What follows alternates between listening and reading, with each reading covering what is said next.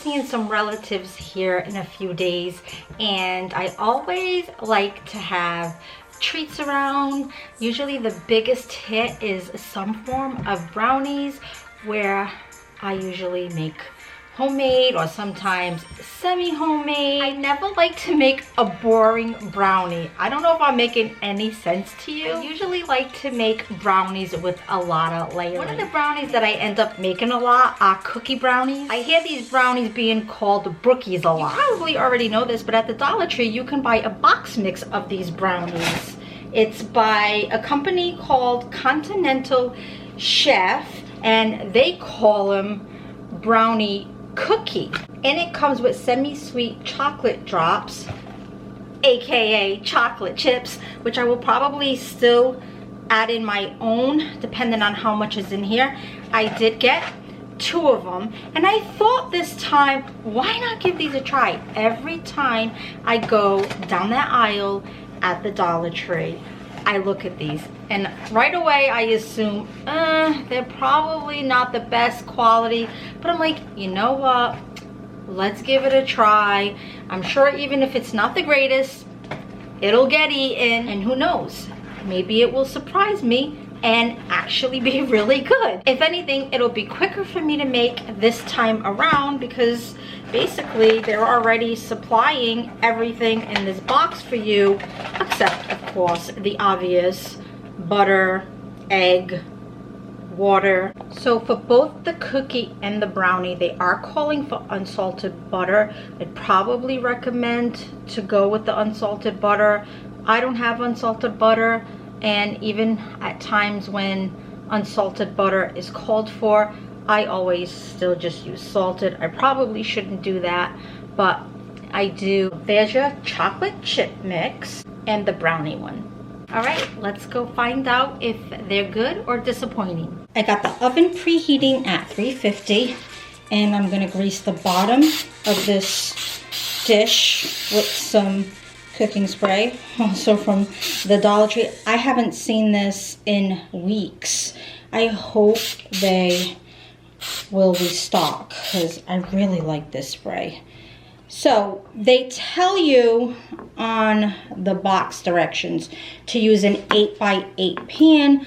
I'm doing 2 boxes, so I'm going with this 8x13 pan. Normally I go with a 9x13, but since it is a dollar store product, I have a feeling that there's not as much in there as maybe like a Duncan Hines or a Betty Crocker.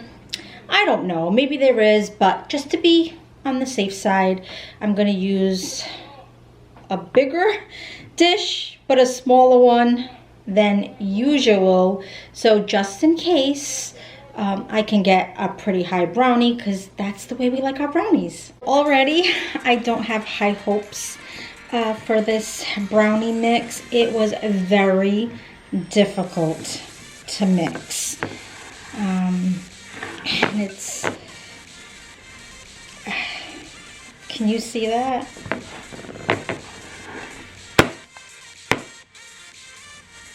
Anyway, I am gonna add some chocolate chips.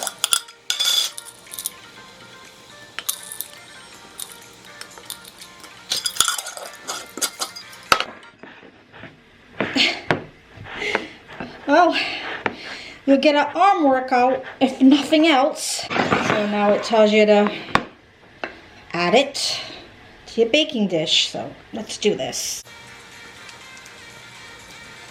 Now we're gonna work on the cookie part. I don't know if you can make that out, but that right there is the little chocolate drops they're talking about. So they're very, very, very tiny. To this, we're gonna add 4 tablespoons of water. It calls for 2, but because I got 2 packages, we're doubling it. And then it asks for 4 tablespoons of softened butter. So because I have the 2 mix, I'm going to add 8 tablespoons. Now it's telling me to stir this up until a soft dough forms. Here's the dough that I ended up with. You can kind of see the little chocolate drops a little bit better now.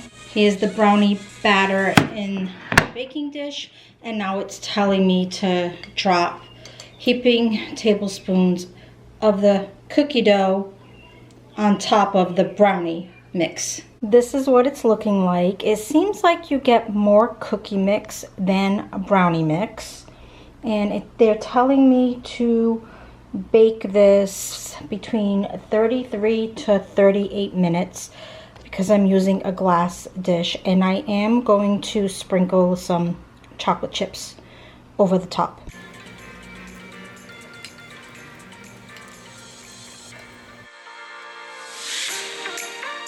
Here they are. I just took them out of the oven. They look decent, but will they taste decent? It is taste test time. Came out nice and high, so I definitely accomplished that part. It's still a little warm. And it came out of the pan nice and clean. It didn't stick whatsoever. If you have bought this there, definitely share your thoughts on it with us. Okay, ready? All right, I'll bite from this side because it has a little bit more brownie. I need another bite. Here's my opinion about these Brookies cookie brownies, brownie cookie. This brand is not sweet at all. The cookie part, I guess more on the top. It's kind of got like a crunch to it, almost like if you were to buy a generic version of Chips Ahoy, like a store brand. That's the vibe that it's given me. Overall, it's not bad at all. Like, to me, because it's not sweet, it almost seems like it isn't packed with a lot of flavor. So I don't know if that's a fair judgment, but that's what I'm getting. And my last two thoughts on this is it almost has like a taste where it's been sitting out, that it wasn't stored right. That's not as bad as it sounds, but it's definitely leaning that way. But again, it's all right. The last thought, the brownie is a cake like texture, so you're really not getting the chewy brownie, especially like towards the edge. I don't know if you'd be able to tell, but right there it's definitely like a little drier, so it looks more like a cake than a brownie. I mean, all I have to say is, I mean, for $1 a box, try it. You can add caramel, you can add peanut butter chips. I mean, there's so much more you can do to this to, I guess, make it a little bit better. I'm sure they're gonna notice that it's not the usual that I usually make, but they're definitely not gonna go without being eaten. There's that piece missing that I cut out. See, it came out really clean.